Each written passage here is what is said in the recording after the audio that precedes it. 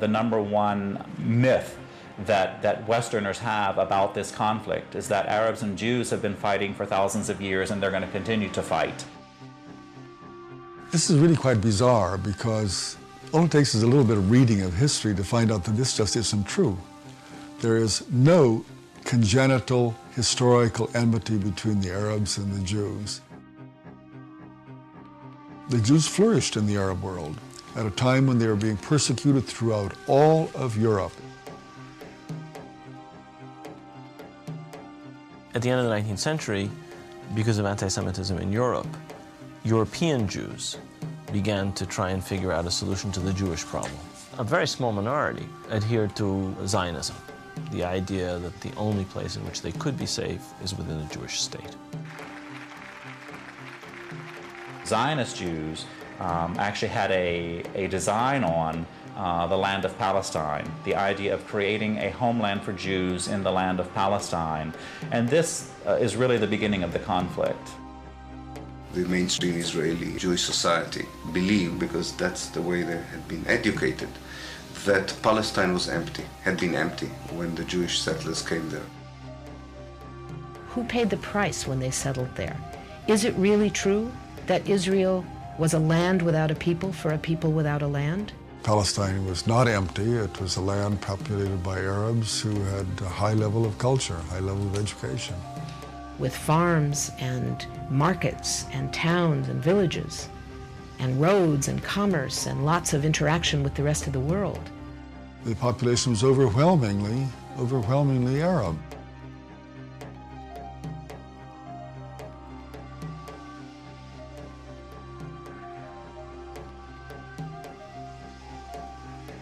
Jewish immigration increased under British rule following World War I, when Britain implemented the Balfour Declaration, promising a Jewish homeland in Palestine. This measure conflicted with Britain's previous promise of self-rule for Arab inhabitants throughout the region. Britain was basically extremely supportive of the Zionist movement. It helped to establish all of the structures of a state. At the same time, the Arabs of Palestine were denied the right of self-determination.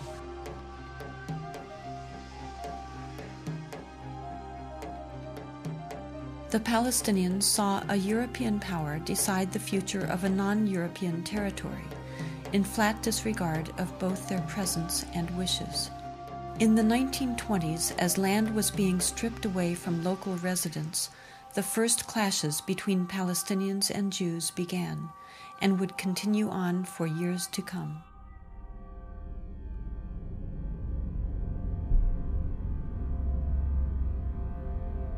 Until the early 1930s, the Jewish population of Palestine remained under 17%.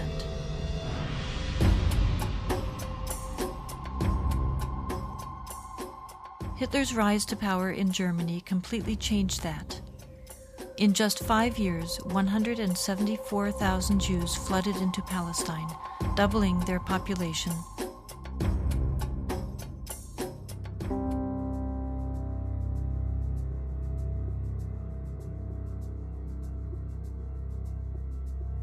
As the world attempted to make amends for the horrors of Nazi genocidal policies, efforts to make Palestine a Jewish homeland increased. The Palestinians, they were not the Nazis. They were not responsible for the Holocaust. But they were the ones who paid the price. In 1947, with the conflict spiraling out of control, Britain decided to turn the problem of Palestine over to the United Nations. The UN, under pressure, proposed to divide the land into 2 states, an Arab state and a Jewish state. Arabs were to be given 43% of the land, despite the fact that they made up more than 2/3 of the population and owned over 92% of the land.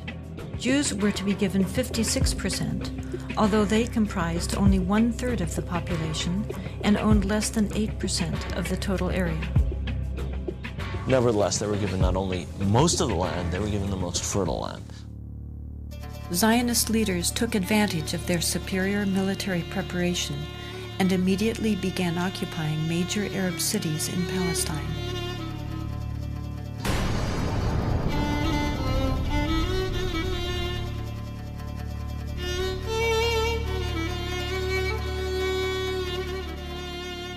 I was among the people that conquered Akko. When we were walking around, we entered the flat. There was a pair of shoes of a small child, maybe 2 years old. They didn't have time to put on the shoes, so they left the shoes and they ran away. They left everything.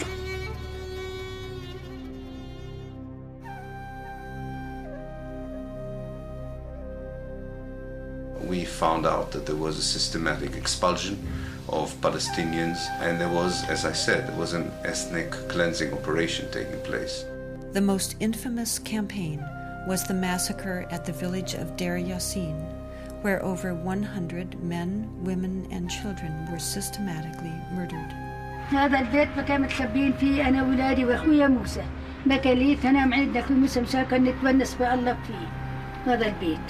أجوا قالوا لما كنا بالبيت كنا مش كسر خبطنا الكنبلة وجينا صوبتنا وبنت الصوابت اللي مسحوا ولادي وكان بعد ما راحت المراكة الحالة كانت كسروا الباب علينا وطلعونا بدهم يقتلوا أخوي موسى ضربوا فيه على وجهه يقتلوه. وتناولت 250 ليرة من عدة وقلت يا خواجة بس مشان الله الطالب بدها قلت لسه قال لي كتير انت كويس هات المصاري بارس اخوتي الحنون شو تسويش فيها اخوتي الحنون اجراك يا ويلي هي زي على السلام راك حلو هذاك اليهود حط لك الخمس سير ويكون راسك في موسى قدامك حط لك 5 مليون تحت راسك.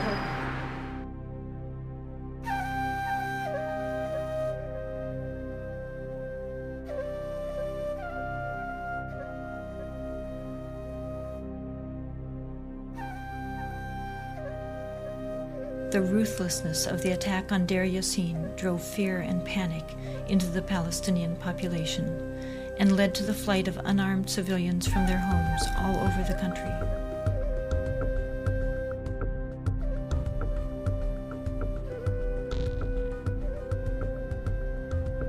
As a result, maybe 300 or so thousand Palestinians had already been expelled before the first Arab soldier entered Palestine. Some of the neighboring Arab armies finally intervened after May 15, 1948, when Israel officially announced its statehood. Although there was a lot of war rhetoric on the Arab side, very few soldiers, Arab soldiers, were sent into the battlefield. And actually, for most parts of the war, there was superiority on the side of the Israeli army.